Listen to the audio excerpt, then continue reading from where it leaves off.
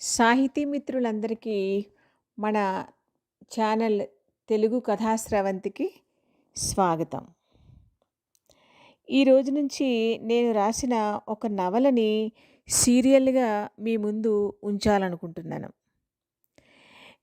ఇందులోని పాత్రలు మీ మనస్సుకి దగ్గరగా వచ్చి మిమ్మల్ని అలరింపజేస్తాయని, ఆలోచింపచేస్తాయని ఆశిస్తున్నాను.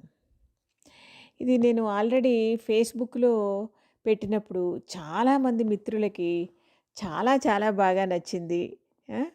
చాలా మంచిగా చాలా బాగా కనెక్ట్ అయిపోయారు ఆ పాత్రలతోటి. సో, అది నాకు చాలా ఆనందం కలిగించింది. సో, నేను యూట్యూబ్ మిత్రులకు కూడా ఈ నవలని వినిపించాలని అనుకుంటున్నాను.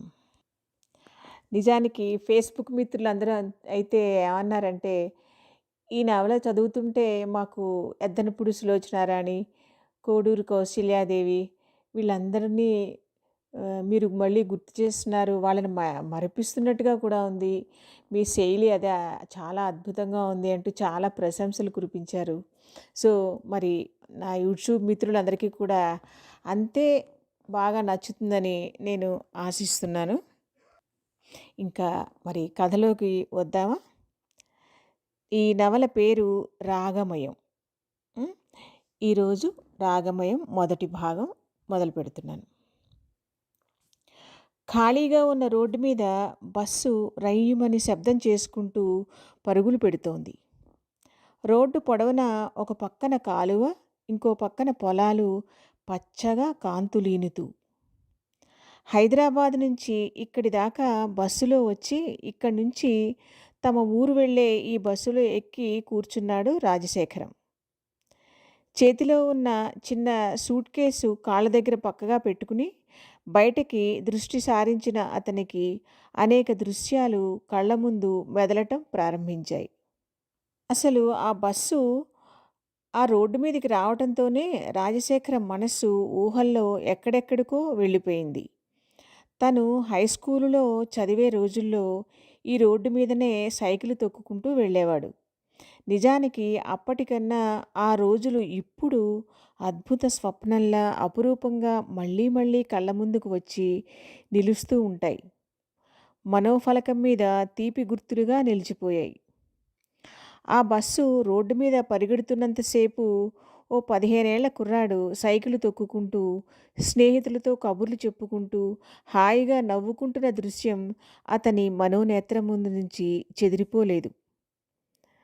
అప్పటి ఆ కళ్ళల్లో ముందు ముందు అది సాధించాలి, ఇది సాధించాలి అన్న కలలు, ఆ కలలతో పాటు వెలిగే నమ్మకం, పట్టుదల, అలా కష్టపడటంలో హాయి, సాధించిపోయే ఆ స్వప్న సౌధాన్ని కళ్ళ ముందు నిలుపుకుంటున్నప్పుడు ఆ కళ్ళల్లో మెరుపులు.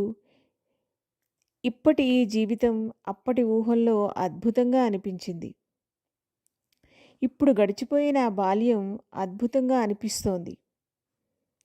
గడిచిపోయిన ఆ ఆనందపు ఘడియలు అసలు ఈ జన్మలోనివేనా అన్న సందేహం వస్తోంది. అంతగా కలలు కంటూ మురిసిపోయిన ఆ స్వప్న సౌధం ఇప్పుడు తన ముందు ఉంది నిజంగానే. తను ఏమి చదవాలని కలలు కన్నాడో అది చదివాడు. కావాలనుకున్న ఉద్యోగంలో ఉన్నాడు. కానీ ఆనాటి స్వప్న సౌధం అంత అద్భుతంగా ఈనాటి జీవితం అనిపించటం లేదు. ఎందుకని? బహుశా ఎవరో కవి చెప్పినట్టుగా చూపుల కన్నా ఎదురు చూపులే మధురంగా ఉంటాయిట. ప్రయాణంలో ఉన్న ఉత్సాహం గమ్యం చేరాక ఉండదుట. అంతేనా? అందుకేనా తన జీవితంలో ఈ వెలితి? తనలో తనే ప్రశ్నించుకున్నాడు. కొంతవరకు అది నిజమే అయినా ఈనాటి తనలోని నిర్లిప్తతకి, నిశ్శబ్దతకి కారణం తన సహచరునితో తనకి ఉండాల్సిన అనుబంధంలో ఏదో లోపం ఉండటం వల్లనే అనిపిస్తోంది. ఎన్నో సందేహాలు. ప్రతి ఇంట్లోనూ ప్రతి చిన్న విషయానికి తన ఇంట్లోలా తుఫాను చెలరేగుతుందా? బహుశా అలా జరగదేమో అని అనిపిస్తోంది. అలా అనిపిస్తుంటే తన మనస్సుకి ఎక్కడలేని నిస్సత్తువ వచ్చేస్తోంది. నిస్సత్తువ తన స్వభావాన్ని బట్టి ఎప్పుడూ తన దరిదాపులకు కూడా రాకూడని పదం అది. కానీ ఈరోజు అది ఇంతగా తనని ఆవహిస్తుందని ఏనాడైనా ఊహించాడా? తన తెలివితేటలతో, తను చూపించే అనురాగంతో, అభిమానంతో ప్రతి సెకనుని తన చేతులతో బంధించగలను అనుకున్నాడు. కానీ జరుగుతున్నదేమిటి? ఏ సంఘటన తన అదుపులో ఉండటం లేదు. తన ఊహలకి, అంచనాలకి మించి పరిస్థితి వికృతి రూపం దాలుస్తోంది. ఎంతగా అదిమి పట్టుకుందాం అనుకున్నా అంతగా అది తన చేయి దాటిపోయి భయంకర నృత్యం చేస్తూ తనని సవాల్ చేస్తున్నట్టుగా ఉంది. దీనికి కారణం తన భార్యేనని నిర్ధారించటానికి కూడా మనస్సు రావటం లేదు. అందుకే అన్నీ మర్చిపోయి అమ్మతో కాసేపు హాయిగా కబుర్లు చెప్పుకోవాలని స్వంత ఊరికి వస్తున్నాడు రాజశేఖరం. బస్సు స్పీడుగా వచ్చి ఒక్క కుదుపుతో ఆగటంతో రాజశేఖరం తన ఆలోచనల్లోంచి బయటపడ్డాడు. సూట్కేస్ పట్టుకుని క్రిందకి దిగటంతోనే ఇద్దరు ముగ్గురు గుర్తుపట్టి రాజశేఖరాన్ని పలకరించారు. ఇంతలో అయ్యగారు అని సంభ్రమంగా పిలుస్తూ రాజయ్య అతని దగ్గరగా వచ్చాడు. వస్తూనే అతని చేతిలోని సూట్కేస్ అందుకుంటూ, మీరు వస్తున్నట్టు అమ్మగారు చెప్పలేదండి అన్నాడు సందేహాత్మకంగా రాజశేఖరం కేసి చూస్తూ. నేను వస్తున్నట్టు అమ్మకి తెలియదు రాజయ్య అన్నాడు శేఖరం. అమ్మగారు మహదానందపడిపోతారండి అంటున్న రాజయ్యకే మహదానందంగా ఉంది. రాజయ్య రాజశేఖరం తండ్రి బ్రతికుండగా ఇంట్లో ఉన్న ఆవుల్ని గేదెల్ని చూసుకుంటూ ఉండేవాడు. ఆయన పోయాక యథాప్రకారం రాజయ్యే చూసుకుంటూ ఉన్నా ఏ అర్ధరాత్రి పూటైనా రెండుసార్లు ఎక్కువ అరిచినా వాటికి ఏం బాధ కలిగిందోనని భర్త గబగబా లేచి వెళ్ళి చూసుకోవటం గుర్తుకు రావటంతో బాధ ఒక పక్క, తను లేచి వెళ్ళి చూసుకోలేకపోతున్నానన్న బాధ మరో పక్క, వాటికి ఏం బాధ కలిగిందోనన్న భయం, ఇలా సతమతమవుతూనే కొన్నాళ్ళు నెట్టుకొచ్చారు సుభద్రమ్మ గారు. తర్వాత ఇక తన వల్ల కాదన్న నిర్ధారణకి వచ్చారు. శేఖరం కూడా అవునమ్మా, నువ్వొక్కదానివి ఆ యాతనలన్నీ పడలేవు, నాతో రమ్మంటే రానంటున్నావు, అమ్మేద్దాం అన్నాడు. అయితే వేరెవరికో ఎందుకు, మన రాజయ్యకే ఇచ్చేద్దాం. మన దగ్గర ఇన్నాళ్ళు నమ్మకంగా పనిచేశాడు, వాడికే ఊరికే ఇచ్చేద్దాం అని తల్లి అంటున్నప్పుడు ఊరికే ఎందుకు అని క్షణంలో సగం సేపు అనిపించినా సరే అన్నాడు శేఖరం. ఆ మాట వింటూనే రాజయ్య మొహం కళకళలాడిపోయింది. అమ్మ వదనంలో చిరునవ్వు వెలిగింది.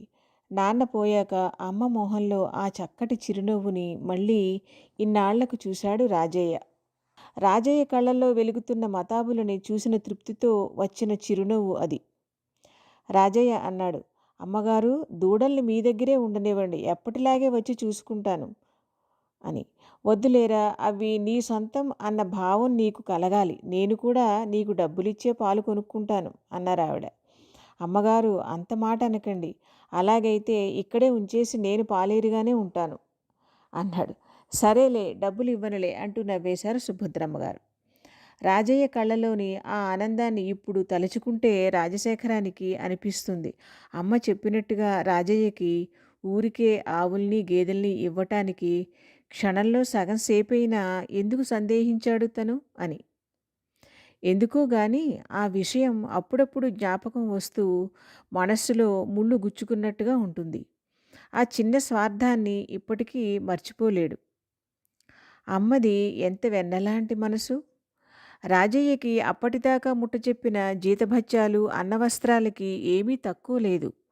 అయినా సమయం వచ్చినప్పుడు రాజయ్య నమ్మకంగా పనిచేశాడన్న కృతజ్ఞతతో ఎంత చక్కటి నిర్ణయం తీసుకుంది అమ్మ. ఒక్కోసారి అటువంటి మంచి ఆలోచనలు రావటానికి వయస్సుతో పాటు వచ్చే పరిపక్వత కూడా కావాలేమో. ఒక పేదవాడికి నిస్వార్థంగా సహాయపడటంలో ఎంత అద్భుతమైన తృప్తి. 50 సంవత్సరాలకు పైగా తనతో పాటు జీవనపథంలో ప్రయాణించి స్నేహితుడిగా, ప్రాణసఖుడిగా నిలిచిన వ్యక్తి హఠాత్తుగా అదృశ్యమైపోవటంతో అమ్మ నిశ్చేష్టురాలైపోయి నవ్వటం మర్చిపోయింది. మళ్ళీ ఇన్నేళ్ల తర్వాత ఆ జ్ఞాపకం ఇప్పుడు తనకి ఏదో అద్భుత సందేశం ఇస్తున్నట్టుగా అనిపిస్తుంది. తను దూరంగా ఉన్న మూలంగా రాజయ్యే కన్న కొడుకులా అనుక్షణం కంటికి రెప్పలా చూసుకుంటున్నాడు అమ్మని. అదే తనకి ధైర్యం. రాజయ్య భార్య అయితే అమ్మకి ఇంటి పనులన్నీ చేసి పెట్టేస్తుంది. దానికి తగ్గట్టుగానే అమ్మ ఆమెని స్వంత మనిషిలా కూడా చూసుకుంటుంది.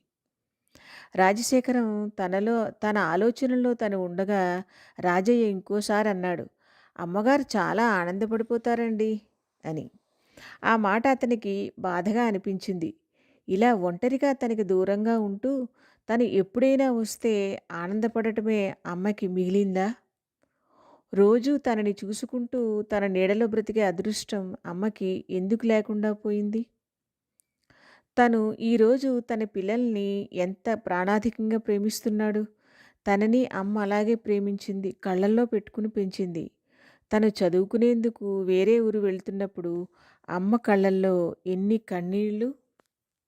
కానీ తర్వాత తర్వాత తన పెళ్ళయ్యాక అలా కన్నీళ్లు పెట్టుకోవటం తగ్గిపోయింది. మారిన పరిస్థితుల దృష్ట్యా అలా కన్నీళ్లు పెట్టుకుంటే తను ఇంకా బాధపడతాడని గట్టి చేసుకుని ఉంటుంది అమ్మ మనస్సుని. పరిస్థితులతో రాజీ పడటం కోసం అమ్మ ప్రేమ రాహిత్యాన్ని, నిర్లిప్తంగా ఉండటాన్ని అభ్యాసం చేస్తోంది. ఏది ఎలా జరిగినా తను ఏమీ చెయ్యలేని నిస్సహాయుడైపోయాడు. మాటికి ఆలోచిస్తూనే రాజశేఖరం అడుగులు వేస్తున్నాడు.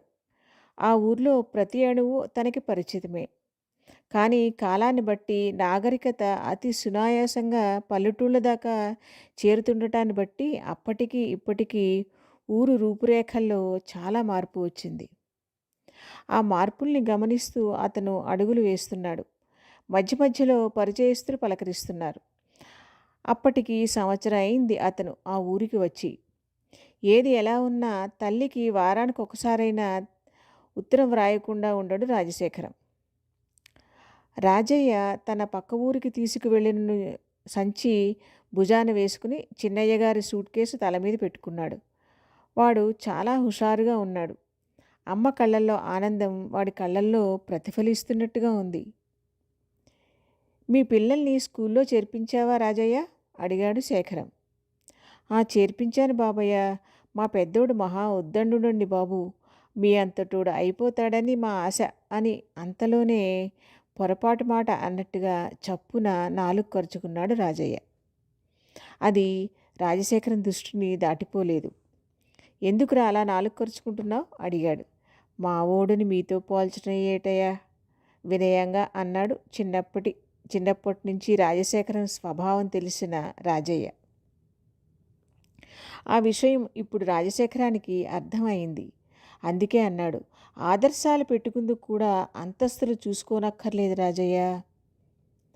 ఇప్పుడు మన ఊర్లోకి ఇంగ్లీష్ కాన్వెంట్ అయ్యా వచ్చింది. ఇప్పుడు పెద్దవాళ్ళ పిల్లలెవరు గవర్నమెంట్ స్కూళ్ళల్లో చదువుకోవటం లేదయ్యా. మాలాంటోళ్ళే అక్కడికి పోతున్నారండి" చెప్పాడు రాజయ్య. దూరంగా 10 గజాల దూరంలో తన ఇల్లు కనిపిస్తూ ఉండడంతో అమ్మ ఏం చేస్తూ ఉంటుంది ఇప్పుడు అనిపించింది శేఖరానికి. ఆ వెనువెంటనే అతని హృదయం అంతా జాలితో, బాధతో నిండిపోయింది. ఎందుకో ఈసారి ఎప్పటికన్నా ఆతృతగా అనిపిస్తోంది అమ్మతో కబురు చెప్పుకోవాలని. ఇది కూడా తనలోని స్వార్థమేనా? ఇప్పుడు తనలోని నైరాస్యాన్ని దూరం చేసుకోవటానికి అమ్మ సమక్షాన్ని కోరుకుంటున్నాడా? తను అమ్మకి తోడు ఉండటానికి వెళ్తున్నాడా? తన స్వార్థం కోసం వెళ్తున్నాడా?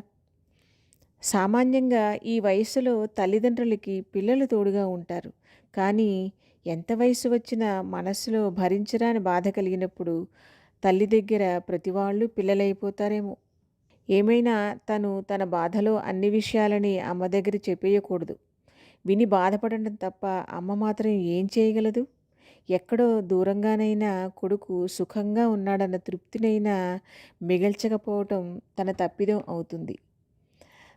తన నైరాశ్యంలో బాధ్యతని విస్మరించి మాట్లాడకూడదు. ఇదండి ఈరోజుకి కథ. మరి సజెషన్ చేశాను. మళ్ళీ నెక్స్ట్ భాగంలో మిగతా కథ వినిపిస్తాను. సరేనా? మరి మీ అభిప్రాయాలు చెప్పండి. ఎలా అనిపించిందో, ఏమనిపించిందో. Thank you.